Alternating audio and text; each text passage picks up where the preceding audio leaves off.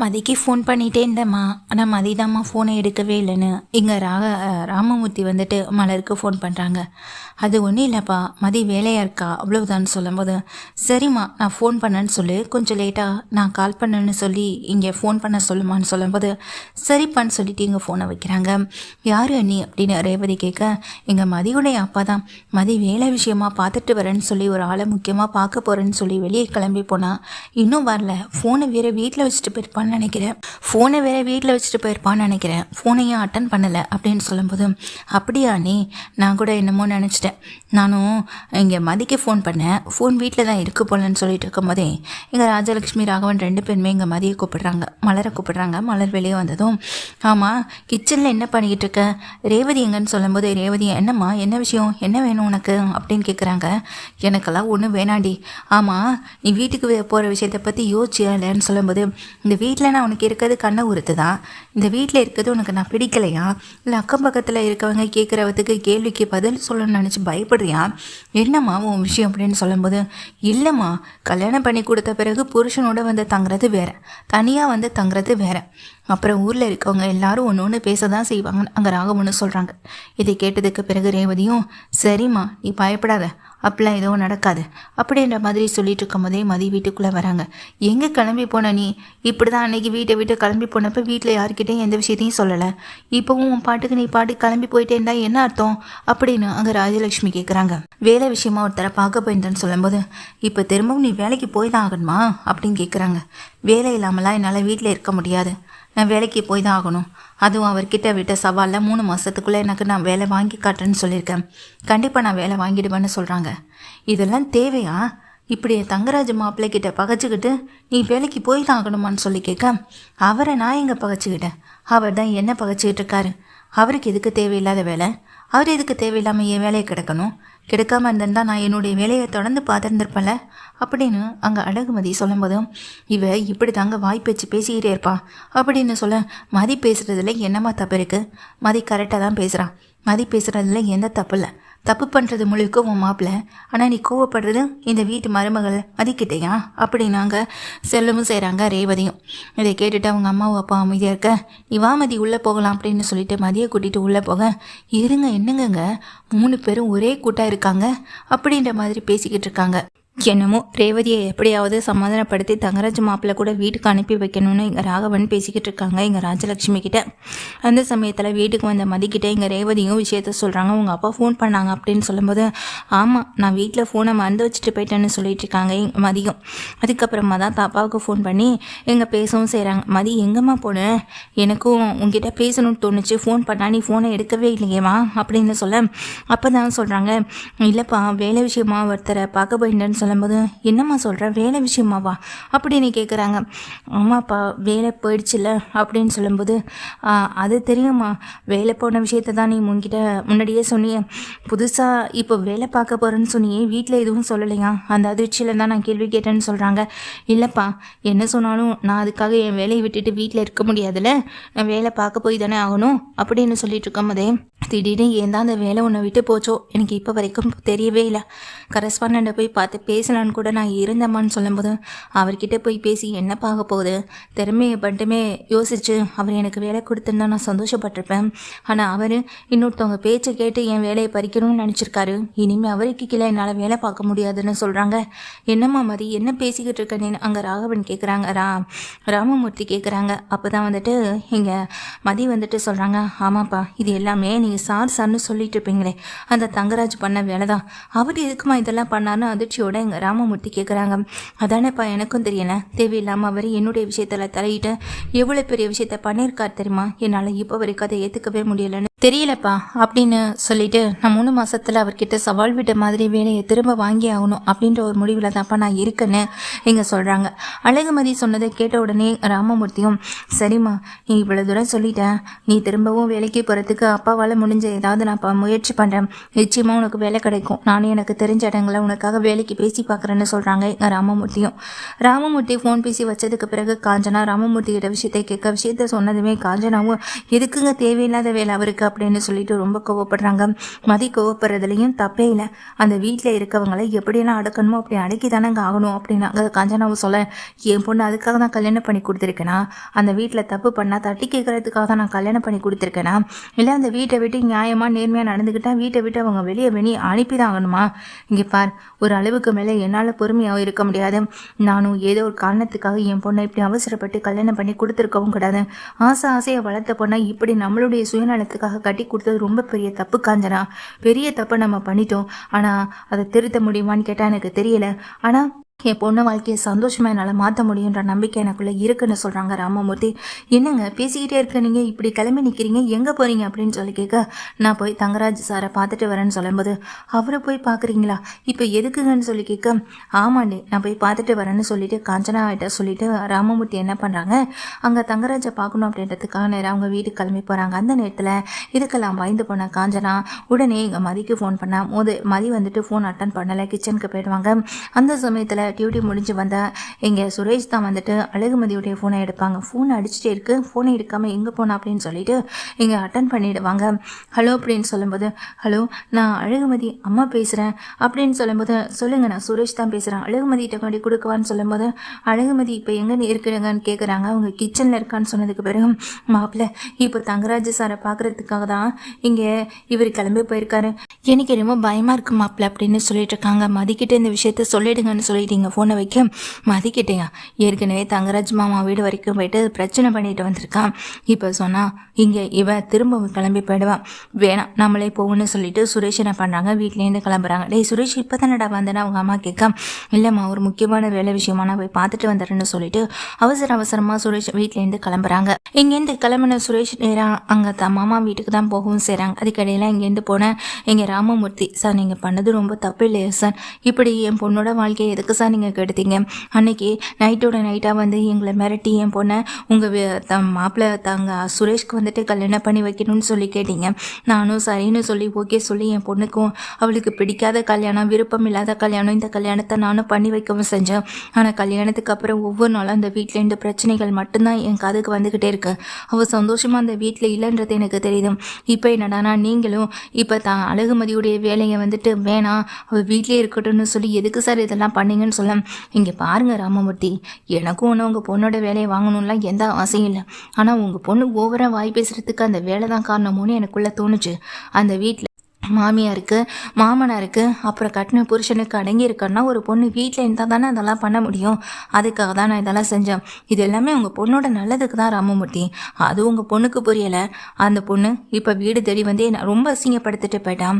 ஆனால் என்ன பொண்ணு வளர்த்து வச்சுருக்கீங்களோ தெரியல அப்படின்னு சொல்லிட்டு ராமமூர்த்தியை பார்த்து சொல்ல, என் பொண்ணை நான் நல்லா தான் சார் வளர்த்துருக்கேன், உங்கள் அம்மா உங்களை வளர்த்ததை காட்டிலன்னு சொல்லும்போது, என்னடா இது இப்படி நம்ம வீடு தேடி வந்து ஏன் வளர்ப்பு சரியில்லைன்னு ஏன் முன்னாடியே இவர் சொல்கிறாரு அப்படின்னு அவங்க அம்மா சொல்லும்போது, ராமமூர்த்தி அப்படின்னு வேகமாக கத்துறாங்க தங்கராஜு. சார் நான் உண்மையை தானே சார் சொல்கிறேன், என் பொண்ணு நேர்மையா நியாயமா உண்மையா இருக்கா, ஆனால் அவகிட்ட நீங்கள் இந்த மாதிரி நடந்துக்கிட்டது ரொம்ப பெரிய தப்பு சார். அவள் எவ்வளோ கஷ்டப்பட்டு படித்து அந்த வேலைக்கு அவள் போயிருக்கா தெரியுமா, அதெல்லாம் உங்களுக்கு எப்படி சார் தெரியும் அப்படின்னு சொல்லி இங்கே ராமமூர்த்தி சொல்லும்போது, ராமமூர்த்தி இதுக்கு மேலே இங்கே நின்று எதுவும் பேசாதீங்க, முதல்ல இந்த இடத்த விட்டு நீங்கள் போங்க அப்படின்னு சொல்லும்போது, இல்லை சார் நான் போக மாட்டேன் அப்படின்னு சொல்லும்போது ரெண்டு பேருக்கும் கை கலப்பாயிடுது. கோவத்தில் இங்கே தங்கராஜ் ராமமூர்த்தியை பிடிச்சி கீழே தள்ளிவிட, கீழே விழுந்த ராமமூர்த்தி வந்துட்டு மயங்கி விழுந்துடுறாரு. ஏற்கனவே அவருக்கு ஹார்ட் ப்ராப்ளம், அதுக்கு பிறகு அவருக்கு வந்துட்டு சர்ஜரி, இது எல்லாமே நடந்திருக்கு. அப்போ தான் வீட்டுக்குள்ளே என்ட்ரியான சுரேஷ் அதை மொத்த விஷயத்தையும் பார்த்துறாரு. பார்த்தது மட்டும் இல்லாமல், சார் என்னாச்சு அப்படின்னு ஓடி போய் அவரை தூக்கம் செய்யும். மாமா என்ன பண்ணீங்க மாமா நீங்கன்னு சொல்லும்போது, டேய் நான் ஏதோ கோவத்தில் அப்படின்னு சொல்லி தலையில் கை வச்சபடி நின்றுட்டுருக்காங்க. உடனே ஆம்புலன்ஸ் கால் பண்ணி அவங்க அப்பா உடனே ஹாஸ்பிட்டலில் அட்மிட் பண்ணுறாங்க. அந்த சமயத்தில் தான் வீட்டில் இருக்க காஞ்சனா, என்னாச்சு இவர் போய் ரொம்ப நேரம் ஆகுது இன்னும் வீடு வந்து சேலையை நினச்சிக்கிட்டு திரும்பவும் எங்கள் மதிக்கு கால் பண்ணுறாங்க. மதி ஃபோன் அட்டன் பண்ணுறாங்க. சொல்லுமா என்ன விஷயம்னு சொல்லும்போது, என்னடி என்ன விஷயம்னு கேட்குறேன். இப்போ நீ எங்கடி இருக்க, நான் வீட்டில் தாம்மா இருக்கேன்னு மதி சொல்லும்போது, இப்போ தானடி நான் ஃபோன் பண்ணி மாப்பிள்ளை கிட்ட விஷயத்த சொன்னால் அவர் உங்ககிட்ட எதுவுமே சொல்லலையா, உங்கள் அப்பா கிளம்பி தங்கராஜ் சாரை பார்க்க போகிறேன்னு சொல்லிட்டு போயிருக்காரு, அவர் கோபம் போன்றதை பார்த்தா பிரச்சனை ஆகிடுமோன்னு பயமாக இருக்குது, முதல்ல நீ போய் என்ன எதுன்னு பாருடி அப்படின்னு சொல்லும்போது, என்னம்மா சொல்கிறேன், அந்த ஆள் என்கிட்ட எந்த விஷயத்தையுமே சொல்லலையே, சரி நான் போய் பார்க்குறேன்னு சொல்லிட்டு எங்கள் ஃபோனை கட் பண்ணிவிட்டு அவசரமாக கிளம்ப, ஏய் இப்போ தானே வீட்டுக்குள்ளே வந்து அதுக்குள்ளே இங்கே மறுபடியும் எங்கே கிளம்பி போகிறேன்னு சொல்லும்போது எதுவுமே பேசாமல் மதியம் இங்கேருந்து கிளம்பி வெளியே ஓடாவும் செய்கிறாங்க. அப்போ தான் வந்துட்டு பார்த்தீங்களாங்க எவ்வளோ திமிரு இருக்கும் இவளுக்கு அப்படின்னு அங்கே அழகு மதியை பற்றி ரொம்ப திட்டிக்கிட்டு இருக்காங்க ராஜலக்ஷ்மியும் ராகவன் கிட்ட. இரு சுரேஷ் வரட்டும் எதுவாக இருந்தாலும் பேசிக்கலான்னு சொல்லும்போது வெளியே போன மாதிரி அதுக்கு நேராக உள்ளே வராங்க சுரேஷும். இப்போ எங்கே போயிட்டு வரீங்க, அப்பா எங்கன்னு சொல்லி கேட்குறாங்க. எதுவுமே பேசாமல் சோகத்தோடு உள்ளே வராங்க இங்கே சுரேஷும். உங்களை தான் கேட்குறேன் என்னாச்சுன்னு சொல்லும்போது, டேய் உன் பொண்டாட்டி பண்ணுற காரியத்தெல்லாம் நீ பார்த்துட்டு தான் இருக்கியா இல்லையாடா, வீட்டில் யார்கிட்டையும் எதையும் சொல்கிறதில்ல, அவள் பாட்டுக்கு அவள் இஷ்டத்துக்கு தான் நான் நடந்துக்கிட்டு இருக்கான். கொஞ்ச நேரத்துக்கு முன்னாடி தான் வேலை விஷயமா வெளியே போயிட்டு வந்தேன்னு சொன்னால் இப்போ என்னடானா மறுபடியும் வீட்டில் அறக்க பறக்க ஃபோன் வந்த கையோட கிளம்பி வெளியே ஓடுறான். இப்போ என்னாச்சுடா நீ ஏன்டா இப்படி அமைதியாக நிற்கிறேன்னு சொல்லும்போது, ஐயோ கொஞ்சம் வாய் மூடுறீங்களா, எப்போ வீட்டுக்கு வந்தாலும் ஏதாவது ஒரு பிரச்சனையை கிளப்பி விட்டுட்டே இருக்கீங்க, உங்களால் அமைதியாகவே இருக்க முடியாதுன்னு சொல்ல. டேய் சுரேஷ் இந்த அம்மாவை பார்த்தாடா நீ இப்படி பேசின அப்படின்னு அதிர்ச்சியோட கேட்குற அம்மாவை பார்த்து. அம்மா என்ன நடக்குதுன்னு தெரியாமல் உங்கள் இஷ்டத்துக்கு ஏதாவது சொல்லாதீங்கம்மா. அண்ணன் அப்போவே அக்காவை அந்த வீட்டுக்கு அனுப்ப வேண்டாம்னு சொன்னப்போ கூட நான் யோசிச்சு பார்க்கல, அக்காவை எப்படியாவது மாமா கூட இந்த வீட்டுக்கு அனுப்பணுன்னு தான் நினச்சேன். ஆனால் இப்போ நடக்கிறதெல்லாம் பார்க்கும்போது அக்கா எங்கேயும் போக வேண்டாம், அக்காவும் குழந்தைங்களும் இந்த வீட்டில் நம்ம கூட இருக்கணும் தான் எனக்கு தோணுதுன்னு சுரேஷ் சொல்கிறாங்க. டேய் சுரேஷ் என்னடா சொல்கிற, என்னடா பேசிக்கிட்டு இருக்க நீ அப்படின்னு கேட்க. ஆமாம்மா அப்படிதாம்மா எனக்கு இப்போ தோணிக்கிட்டு இருக்குன்னு சொல்லும்போது அதை கேட்டதுக்கு பிறகு உடனே என்ன நடந்துச்சு சொல்லுடா சுரேஷ்னு நாங்கள் ராகவனும் ராஜலக்ஷ்மி கேட்குறாங்க. அப்போ தான் சுரேஷ் எல்லா விஷயத்தையும் சொல்ல. என்ன சொல்கிறீங்க, அப்பாவுக்கா, அப்பா இப்போ எப்படி இருக்காருன்னு சொல்ல. உங்கள் அப்பாவுக்கு இப்போ தான் சர்ஜரி முடிஞ்சது, ஏன் என்கிட்ட சொல்லலைன்னு ரொம்ப கோபமாக கேட்குறாங்க. என்ன சொல்கிறேன் அப்படின்னு சொல்லும்போது, நான் இதை விட மாட்டேன், எங்கள் அப்பா நியாயம் எனக்காக கேட்க போனவரை கீழே தள்ளியிருக்காங்க, இப்போ அவருக்கு சர்ஜரி நடந்திருக்கு, இதுக்கு மேலே நான் இந்த விஷயத்த சும்மா விட மாட்டேன், அவர் மேலே நான் கம்ப்ளைண்ட் கொடுக்க தான் போகிறேன்னு சொல்லு. என்னடி இருக்கிற பிரச்சனையை பெருசுப்படுத்தலானே பார்த்துக்கிட்டு இருக்கேன் அங்கே ராஜலக்ஷ்மி சொல்ல. நானா பெருசுப்படுத்துகிறேன், தேவையில்லாமல் என் வேலையை எப்படிங்கினது அவர், நியாயம் கேட்க போன எங்கள் அப்பாவை கீழே தள்ளி விட்டது அவர், அப்போ எல்லா தப்பும் உங்கள் மாப்பிள்ளை மேலே இருக்கும்போது என் மேலே எங்கள் அப்பா மேலே என்ன தப்பு இருக்குது, எந்த தப்பும் இல்லாத நாங்கள் நீங்கள் நடத்துகிற கொடுமையெல்லாம் பார்த்துக்கிட்டு அமைதியாகவே இருக்கணுமா, என்னால் முடியாது, எனக்கு என்ன நாள் நான் போகிறதுப்ப, ஆனால் என்னை சுற்றி இருக்க என் அம்மாவுக்கோ அப்பாவுக்கோ தங்கச்சிக்கோ இல்லை நான் அனுபவிக்கிற யாருக்கு என்ன நடந்தாலும் என்னால் அதை பொறுத்துக்கிட்டு இருக்க முடியாது அப்படின்னு சொல்லிட்டு ஆவேசமாக மதியம் அங்கேருந்து போகிறாங்க. டேய் போடா பின்னாடியே போடான்னு சொல்லும்போது எதுவுமே பேசாமல் சுரேஷ் நிற்க. சுரேஷ் இப்போ அவங்க அப்பா எப்படிரா இருக்காங்கன்னு சொல்லி கேட்க. பரவாயில்ல நீ, ஆனால் திரும்பவும் சர்ஜரி பண்ணிக்கிறதுனால அவர் உடம்பு எந்த அளவுக்கு அதை ஏற்றுக்குன்னு தெரியலைன்னு டாக்டர் சொல்லிட்டு இருந்தாங்கன்னு சொல்லும்போது அதை கேட்ட பிறகு ரேவதியும் ஏன் தான் இவர் இப்படி இருக்காரோ, இந்த மனுஷனை திருத்தவே முடியாது அண்ணி, திருத்தவே முடியாது, எல்லார்கிட்டே இப்படி தான் நீ கோபத்திலே நடந்துக்கிறாரு, நான் என்ன பண்ண போகிறேன்னு எனக்கு தெரியலை நீ அப்படின்னு சொல்லிட்டு ரேவதி அழுக. அக்கா அழகாதக்கா அப்படின்னு சொல்லிட்டு இருக்காங்க. சுரேஷ் மதி தனியாக போகிறாள் நீ போ அப்படின்னு சொல்லும்போது சரி அப்படின்னு சொல்லிட்டு அங்கேருந்து சுரேஷ் கிளம்பி போக. இப்போ என்ன நடந்து போச்சுன்னு அவள் இந்த குதிக்கிறான்னு எனக்கு தெரியலைன்னு சொல்ல. அத்தை இங்கே மாமாவுக்கு ஒரு பிரச்சனை, மாமாவுக்கு உடம்புல சின்னதாக ஏதாவது பிரச்சனைனா உங்களால் எப்படி தாங்கிக்க முடியாதோ அதே போல் தானே மதிக்கும் அவங்க அப்பாவுக்கு ஒரு பிரச்சனை, அதுவும் சர்ஜரி வரைக்கும் போயிருக்கு, அதுவும் யாரால தங்கராஜானால, அதெல்லாம் எப்படி இங்கே மதியால் தாங்கிக்க முடியும், உங்கள் உடம்புக்கும் இல்லை உங்கள் வீட்டில் உங்கள் சொந்தக்காரவங்களுக்கு ஏதாவது ஒன்றுனா அது உங்களால் எப்படி ஏற்றுக்க முடியாதோ அதே போல் தான் மதிக்கும்னு சொல்லும்போது என்ன மலரு அப்படின்னு இங்கே எதிர்த்து பேசுகிறாங்க. இங்கே ராஜலக்ஷ்மியும் அண்ணி சொல்கிறதுல என்னம்மா தப்பு இருக்கு, என் புருஷன் செஞ்ச தப்புக்கு மற்றவங்க எல்லாரும் தண்டனை அனுபவிச்சுட்ருக்கான்மா, போய் கம்ப்ளைண்ட் கொடுக்கட்டும், என்கிட்ட வந்து கேட்டால் நானும் சாட்சி சொல்வேன் அப்படின்னு ரேவதியை சொல்லிட்டு போங்க. என்னங்க இவள் வாழ்க்கையை பற்றி இவளுக்கு கொஞ்சம் கூட கவலை இல்லையான்னு சொல்லிட்டு இருக்காங்க எங்கள் ராஜலக்ஷ்மியோ ராகவன் கிட்ட. ராகவன் பதில் பேச முடியாமல் தயங்கி போய் நிற்கிறாங்க. இங்கேருந்து கிளம்பி போன மாதிரி தாப்பாவை பார்க்குறாங்க. அதுக்கப்புறமா தான் ஸ்டேஷனுக்கு போய் கம்ப்ளைண்ட்டை கொடுத்துட்றாங்க. கம்ப்ளைண்ட் கொடுத்ததுக்கு பிறகு சுரேஷை வந்துட்டு கூட்டிகிட்டு போகிறாங்க. சுரேஷை வந்துட்டு நேராக ஸ்டேஷனுக்கு தான் கூட்டிகிட்டு போகிறாங்க. அதாவது தங்கராஜை தான் வந்துட்டு நேராக ஸ்டேஷனுக்கு கூட்டிகிட்டு போகிறாங்க. தங்கராஜ் ஸ்டேஷனுக்கு போனதுக்கு பிறகு உங்கள் மேலே கம்ப்ளைண்ட் கொடுத்துருக்காதல்ல உண்மையானு சொல்லி கேட்க.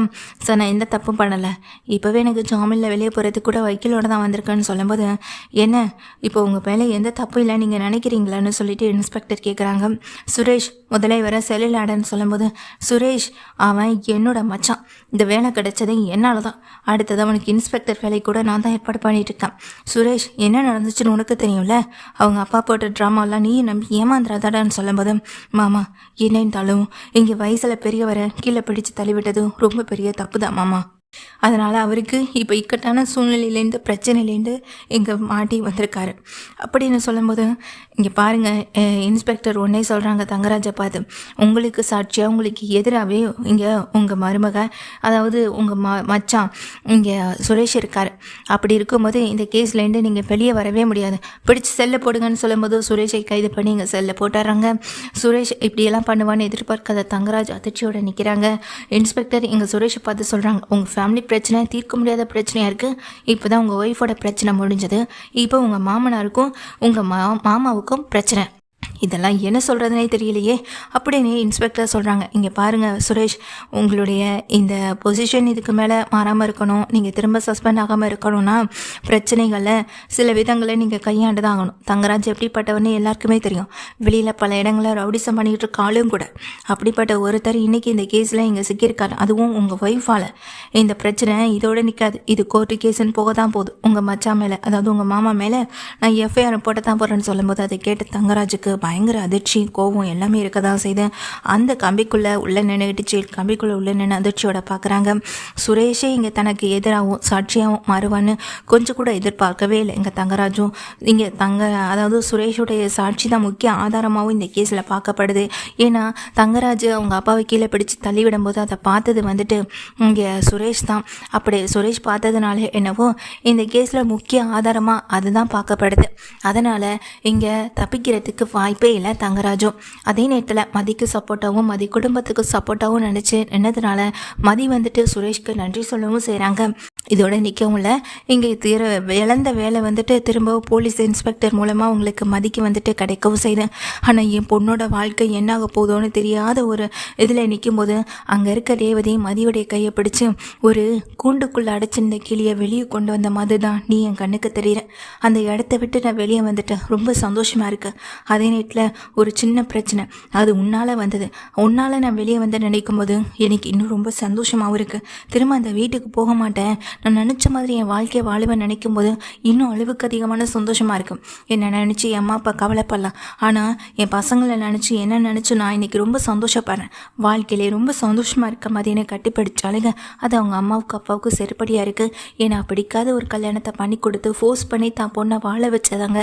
ஆனால் அதே நேரத்தில் அந்த வாழ்க்கையை விட்டு வெளியே வந்திருக்காங்க எங்கள் ரேவதியும்.